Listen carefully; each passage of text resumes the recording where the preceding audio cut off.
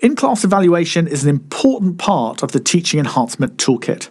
It's an opportunity for you as faculty to ask students how they want to learn. This is important because students who feel as though they have some ownership of the learning process are much more likely to take responsibility for their own learning. There is a template available, and it's suggested that in a normal 10-week module, an in-class evaluation exercise should be performed after 3 weeks of teaching.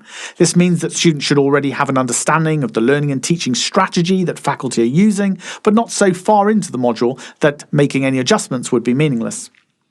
The important thing is that faculty demonstrate to students that they're willing to listen and to make adjustments in their learning and teaching approach within the boundaries that the syllabus dictates.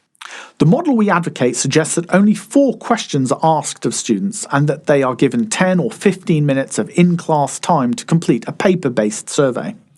The questions are, first, what is helping or supporting my learning in this module?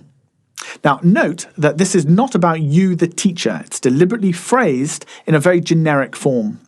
The second question is, what is hindering or stopping my learning in this module? The third question is, what can I, as the tutor, do differently to support your learning? And again, the phraseology is important to focus on your role as supporter of their learning. The fourth question, and it's important to note that this is the final question, is what can I do differently to improve my learning on this module? It's important that we end with a focus on the students themselves. Providing you take their responses seriously and feedback at the beginning of the next session, students will appreciate the opportunity to have some impact on their learning process.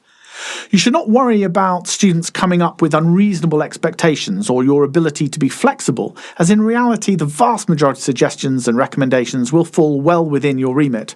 If not, you just explain to the students that the adjustments that they feel would be most beneficial are not within your gift, and that you will take up those suggestions with the module or programme leaders.